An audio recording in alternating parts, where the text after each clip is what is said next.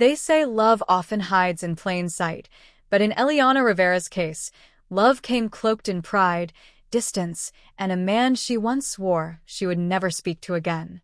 In the countryside town of Rosefield, where traditions wrapped themselves tightly around families like wool on cold mornings, Eliana was known for being different. Not rude, not rebellious, just unfiltered. And in Rosefield, a woman with opinions was often labeled more dangerous than a fire in the barn. Eliana was the second of 5 daughters in the Rivera household. Their home, though modest, was always full of laughter, of quarrels, of dreams spun at the breakfast table. Her father, an aging librarian, had a calm spirit and quick wit. Her mother, however, lived with one singular purpose: to see her daughters married off, preferably before wrinkles and reputation dimmed their appeal. Eliana's older sister, Clara, had the beauty of an oil painting, timeless, delicate, poised. Her youngest, Leora, was wild and romantic, always chasing stories and shadows. Eliana sat somewhere in between, sharp of mind, quick of tongue, and quietly convinced that love, true love, would never come from dancing under chandeliers with strangers whose shoes cost more than their servants earned in a month.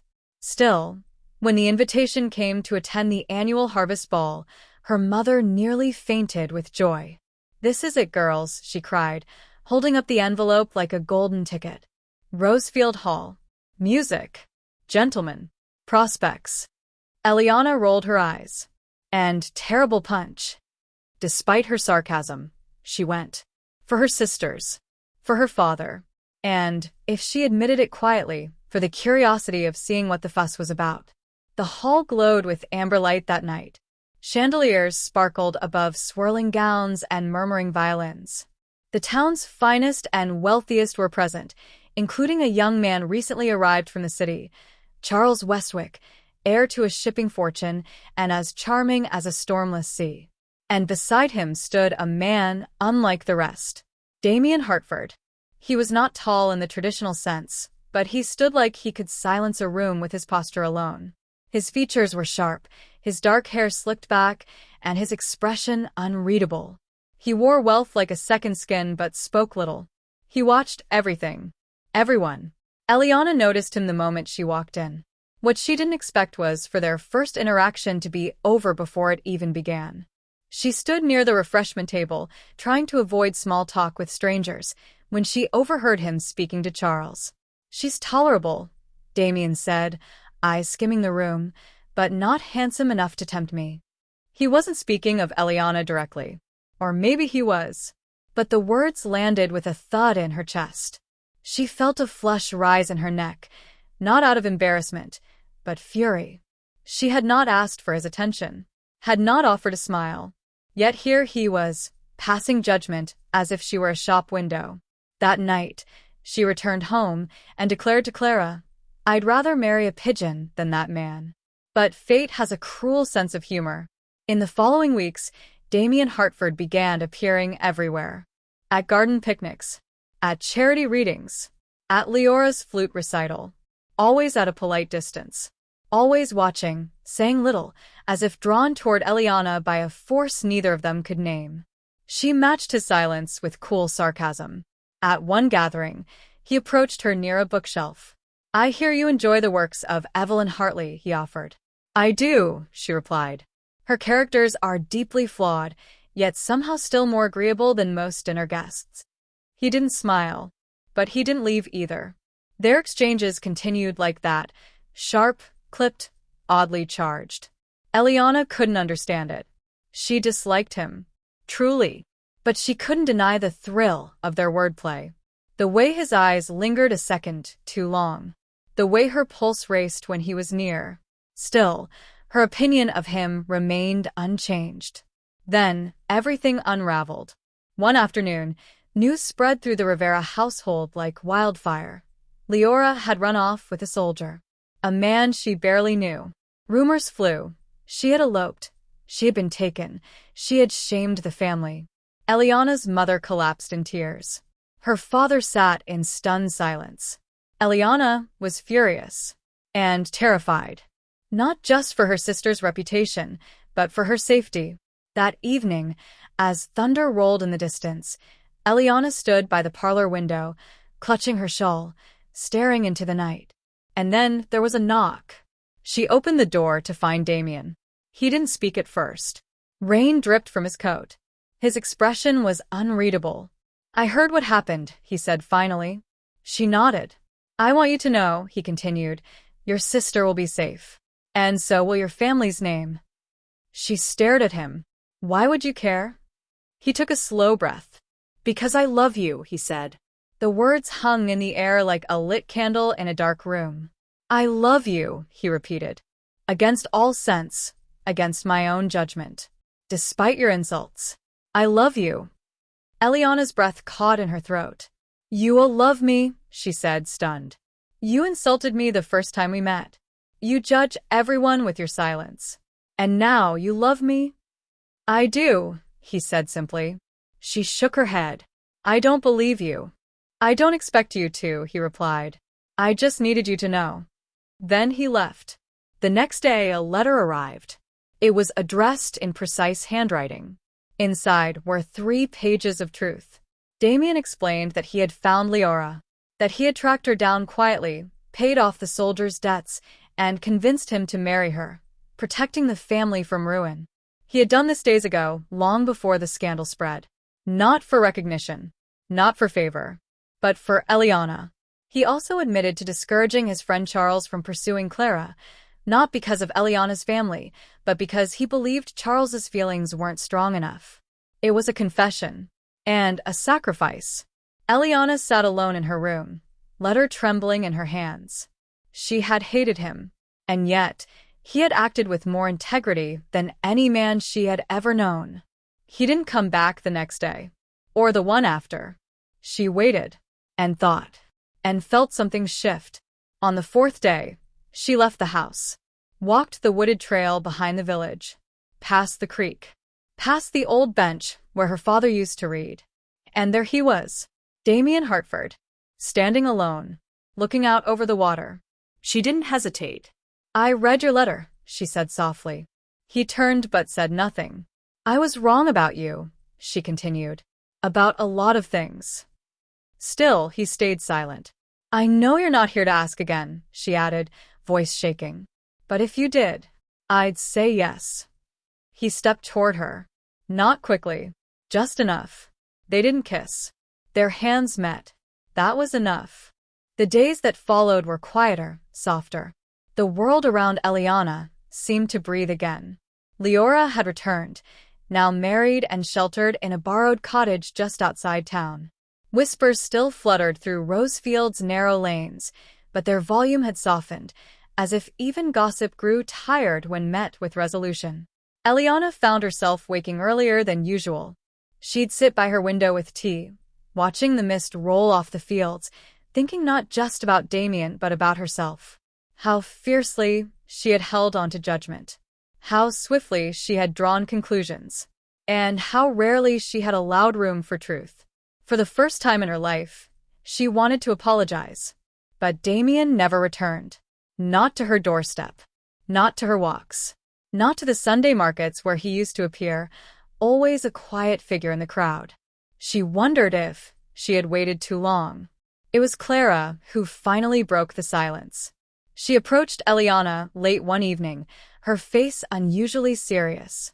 "You should know," Clara said, "Mr. Hartford is leaving. For the coast. His estate is being sold. He's leaving everything behind." Eliana's breath caught. "Why?" "Because," Clara said softly, "some hearts don't know how to wait forever." Eliana didn't sleep that night. The stars above her window twinkled like questions. Her tea turned cold. The clock ticked too loud. By morning, she had made her decision. She would go to him. Not to beg. Not even to explain. Just to say she saw him now. The ride to Westfield was rough. The roads were still muddy from spring rain, and the coach jolted with every turn. But Eliana's hands never trembled. Her mind, for once, was certain. She arrived at the estate just as the sun broke through the clouds. The gate was open. She stepped out, skirts brushing wildflowers. Birds darted through the sky above her. The air smelled of cedar and sea. And there he was. Damien stood by the carriage, speaking to a driver. His coat was dusted with travel. A trunk was already strapped in place. When he saw her, he froze. "Eliana? I heard you were leaving," she said. "I was." "Why?" He looked at her for a long time. The wind stirred between them. "Because I thought I had nothing left to wait for." Eliana stepped forward. "You were wrong," she said. Damien searched her face. "You don't owe me anything." "I don't," she agreed. "But I want to." She took a breath. "You saw me. Not the version I showed the world. Not the sharp tongue or the guarded pride. You saw who I was underneath, even when I couldn't see it myself." He said nothing. "And her voice faltered. "I see you now, too." A long pause. Then Damien smiled. And this time, it reached his eyes. He didn't speak. Instead, he opened the carriage door and held out his hand. She took it. They didn't return to Rosefield that day. They rode along the coast, watching the waves crash against the cliffs, speaking little but feeling everything. Love, they learned, doesn't always need a declaration. Sometimes, presence is enough. When they did return weeks later, people whispered again. But the tone had changed. There was no scandal now. Just awe. And curiosity. The Rivera family adjusted in its usual chaotic way. Eliana's mother pretended she had always liked Damien. Her father, though quieter, simply squeezed her hand during supper one night and said, "I knew he was more than he let on." Clara, once again the graceful peacekeeper, welcomed Damien like a brother. And Leora, newly wiser, became gentler in spirit. But Eliana changed the most. She smiled more, read slower, walked longer. Damien often sat with her in the garden, sketching silently in a notebook. She'd tease him. "So the brooding man has hobbies?" And he'd grin unbothered. Their love was not theatrical. It was not wild.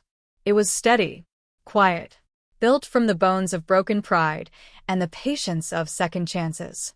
They married under a silver sky, in the back garden of the Rivera home. It wasn't grand. There were no fireworks or orchestras. But the moment their eyes met at the altar, nothing else existed. Damien held her hand with the same certainty he had shown the day he stood by the creek. And Eliana, she never looked away. They moved to a modest estate just outside Rosefield. Not as grand as Damien's former home, but filled with light, warmth, and mismatched bookshelves. Years passed. They had 2 daughters. Eliana taught them how to think boldly and speak kindly. Damien showed them how to listen to the silence between words. Their love didn't burn like fire. It glowed like an ember, constant, comforting, and endlessly warm. And in the quiet hours, when the world slowed down, Eliana would sometimes reach across their bed and touch his hand. Still, after all those years, because every now and then, she remembered how close they came to never happening at all. Years slipped past like gentle waves erasing footprints on the shore.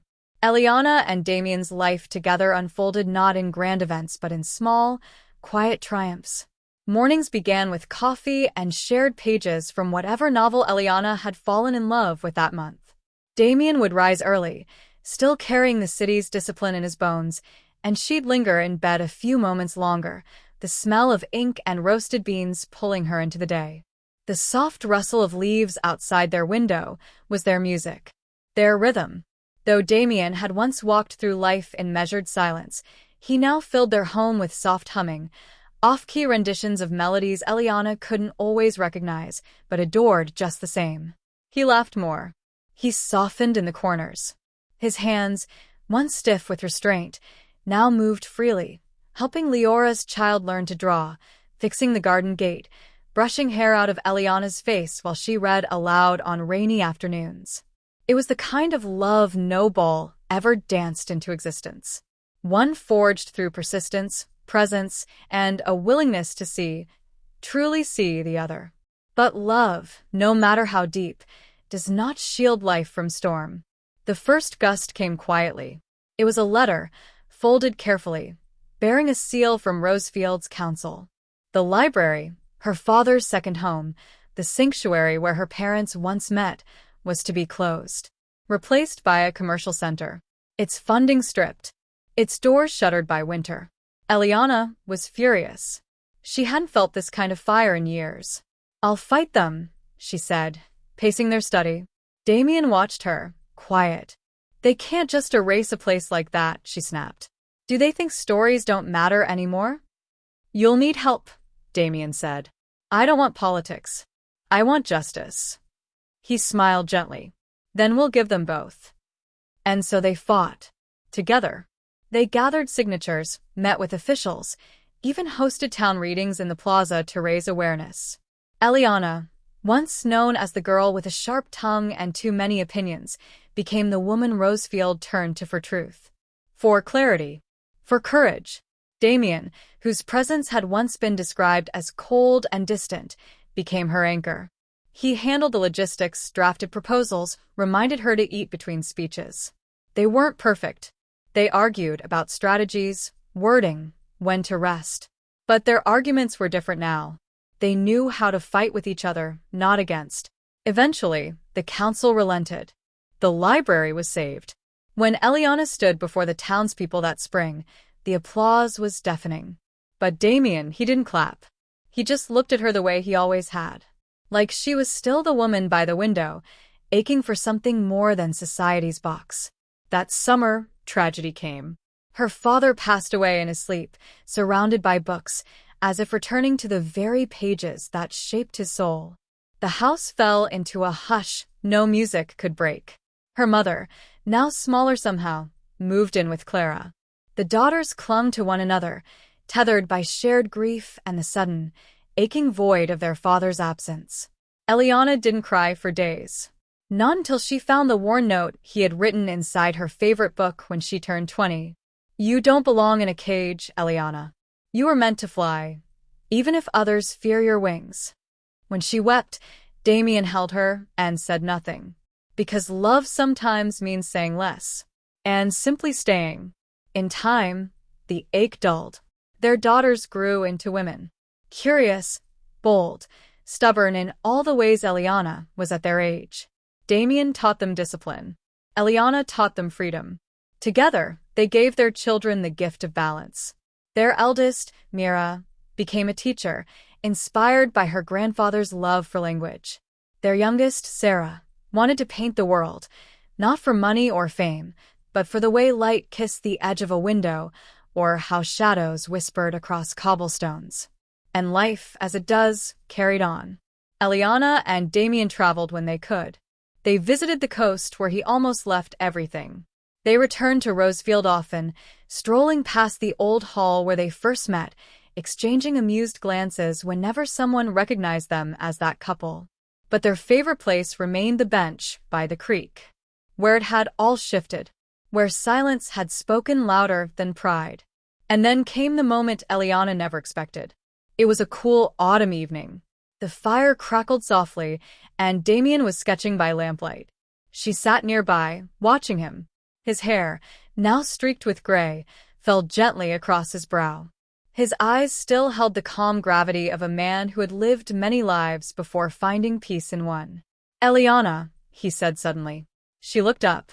"There's something I want to write," he said, tapping his notebook. "For you." She tilted her head. "A poem?"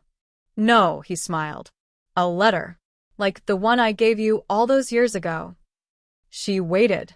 He didn't speak again that night. But in the morning, she found the letter on her pillow.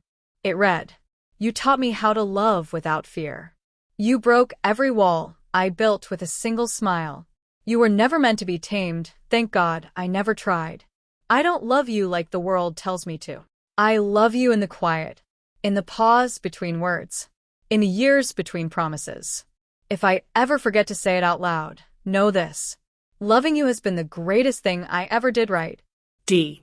She read it again, and again, and she cried. Not because she was sad, but because she understood, finally, that love had not just found her. It had stayed. Years later, when Damien passed quietly in his sleep, Just like her father, Eliana felt the world tilt. But it did not collapse. Because his love remained. In sketches. In letters. In the garden they built together. In every glance she saw mirrored in her daughter's eyes. Eliana grew older. Wiser. Softer in her gaze, but stronger in her spine. She became a mentor to younger women in the village. A storyteller. A living memory of what love could be when stripped of ego and laced with honesty. And sometimes, when the wind rustled through the trees just right, she'd sit by that old creek bench and whisper, "I still see you." Because some love stories don't end. They simply echo. And in the quiet, they live forever.